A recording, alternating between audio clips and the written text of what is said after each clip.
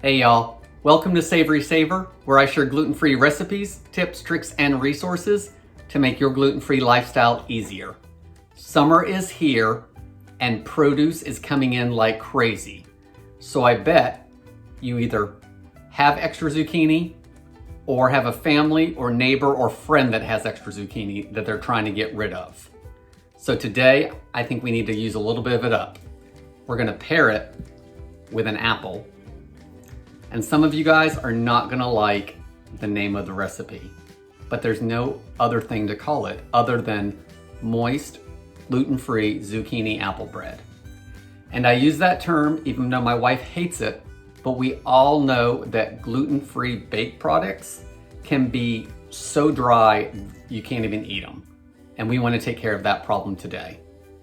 So please consider subscribing before we move on so you don't forget. And let's get started on this recipe. So to make this gluten-free zucchini apple bread, first thing we need to do is get a 9x5 pan, and I'm going to grease it down and coat it with some gluten-free flour, and that will help it release out of the pan at the end. So I'm using a little bit of shortening, but by all means, if you're not a shortening person, then use some cooking spray, whatever will help you get that flour into the pan so it sticks.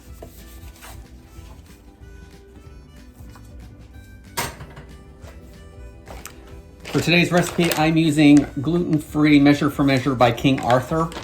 So you just want to put a teaspoon or so into the pan.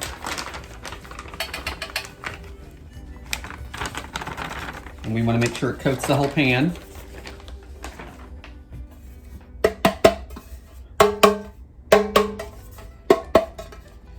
Okay, so I've got it coated and I've got a little bit of flour, and I'm just gonna pour that into my bowl and we'll just put it into the recipe instead of wasting it. Now that our pan's coated, we'll put this in here. And in our bowl, I have 2 cups of gluten-free flour. Again, this is King Arthur Measure for Measure. It already has xanthan gum in it. So if yours does not, you may wanna start with half a teaspoon of xanthan gum and change it from there if you need to. The entire recipe, printable recipe, is linked down in the description below. So those notes are in the printable version. So go down there and go to that and print it out. To our flour, we're gonna add the rest of the dry ingredients. So we're gonna start with 2 teaspoons of baking powder. Make sure it's gluten-free. Most of them are, but not all of them.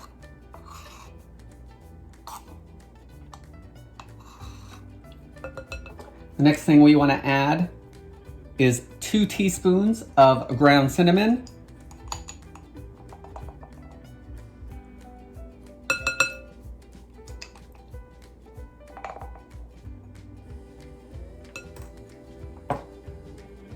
We want to add half a teaspoon of ground nutmeg.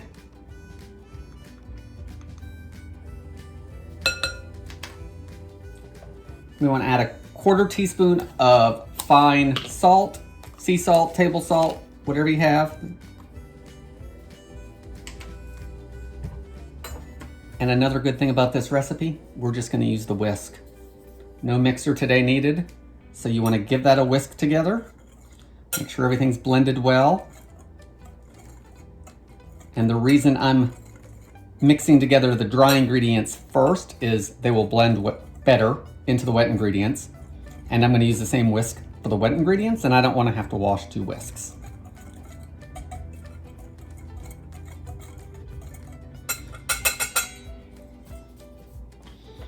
So let me put that off to the side. Now we want to work on our wet ingredients. So I have a larger bowl because ultimately the dry ingredients over there in the corner are going to end up in here. So to our large bowl, we want to add half a cup of sugar, regular white sugar,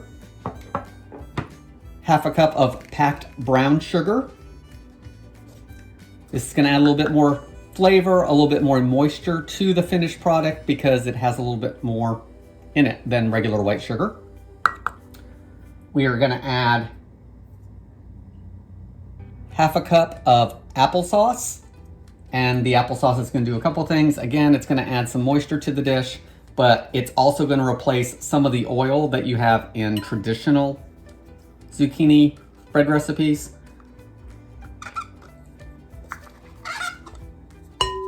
And it's going to cut calories a little bit for those of you watching that. So half a cup of that. We're going to add a third of a cup of, I'm using canola oil, but you could use vegetable oil or safflower oil, something with no taste. You want a neutral oil.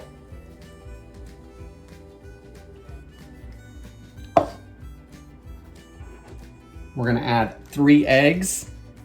And these eggs are just about at room temperature. If you've watched any of my other videos, room temperature ingredients blend better into your batters and mixes. So it's important to try to get stuff to room temperature when you can.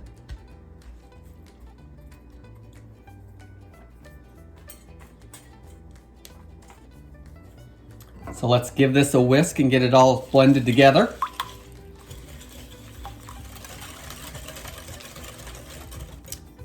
That looks pretty good. There's a couple lumps of brown sugar in there that we will whisk again just before we add everything else to it. So I'm gonna put this to the side.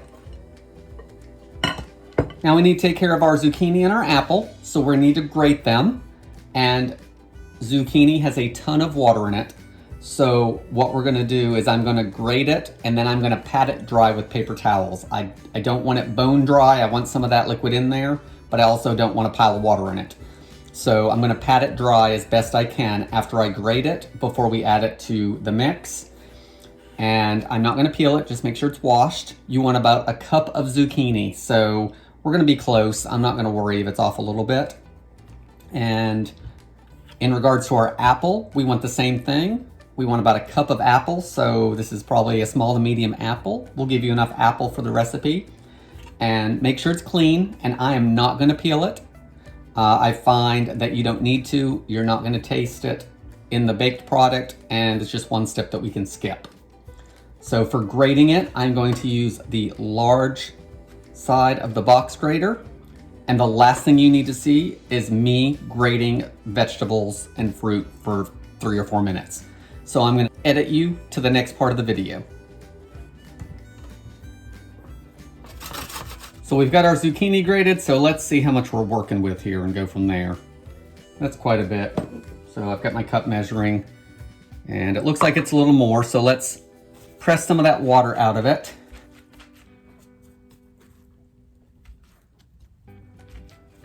And guys, you can do this the easiest way possible for you at home. I tried doing it with a strainer at one point last time I made it, and it was just too much. I'd rather just do this and get as much as I can and move on with the recipe. So I've dried off our zucchini pretty well. It's still got some water in it, that's okay. I used a couple paper towels and blotted it really, really well. So 2 to 3 paper towels, you wanna get as much out as you can, move it around, see what you can get out of there, and let's move on with the apple. So I think I've got enough room to do it on the same board. So let's do it here. And I just take the apple and I'll go down close to the core, and then I'll rotate it and go all the way around. Okay guys, so I got our apple grated. And unlike the zucchini, I am not going to get the liquid out of this apple. I'm gonna put everything into the bread. The other thing is I do this last because apple, of course, can discolor really quickly. So that way there, we're getting it right into the ingredients. If you see any big pieces of peel in here, by all means, you can pull those out if you want. But most of it shreds really good, especially if you got, fresh apples. So now we're gonna put this off to the side for just a minute, and we're gonna start combining all our ingredients together. All right, I've got all our ingredients here. So our wet ingredients, that rest of that sugar has dissolved pretty well. So I'm gonna take the whisk out for a moment.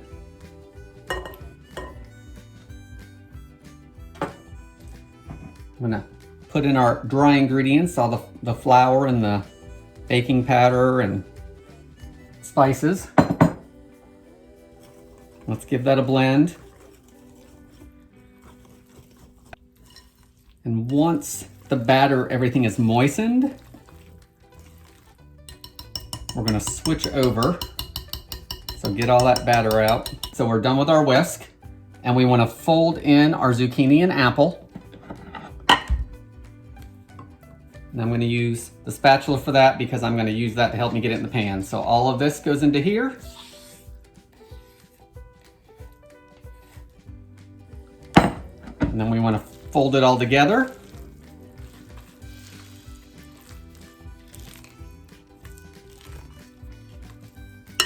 And our batter is done. So let's get it into our pan.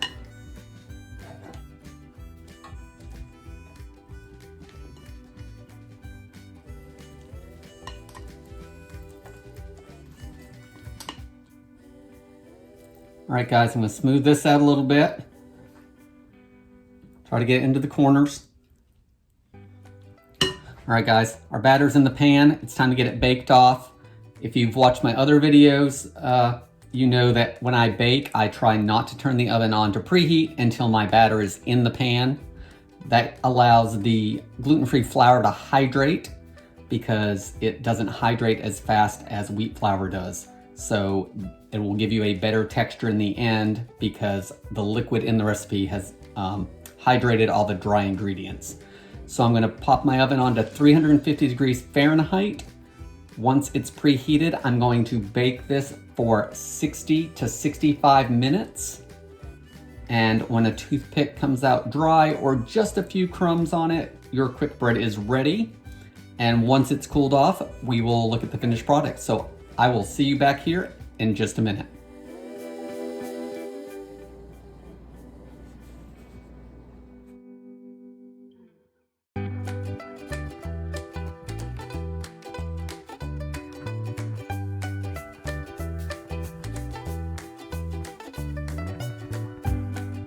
So guys, our bread baked for 65 minutes. I checked it at 60 minutes and it wasn't quite done, so I did it for the next 5. The last time I made it, it only took 60 minutes. So that's why it's important to check it with the toothpick or skewer after the first hour to make sure it isn't done. Once it was done, I let it cool in the pan on the cooling rack for 10 minutes and then took it out and cooled it completely. Then it's ready to cut. So I've got a slice here, as you saw in the picture, has a really good texture on the inside. Let's give it a taste.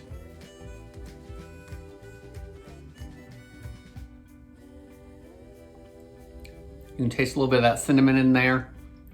The spice is what really makes it.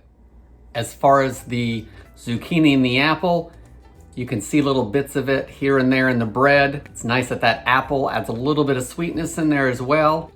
It's moist. As I said in the beginning, we want something that's gonna stay moist because gluten-free baked goods can dry out quickly. Storing this bread, you want to wrap it tightly in plastic wrap and store it at room temperature or in a sealed container. This bread will last for 4 to 5 days. You can also freeze it and then have it later. So if you want to do that, wrap it in plastic wrap and then some foil, pop it in your freezer, and then take it out and thaw it and enjoy. That's all I got on this recipe, guys. I hope you enjoyed it. Please consider subscribing. Give me a like down there if you liked the video, or leave me comments on what other videos you want to see. I hope to see you on the next video. Thanks, guys.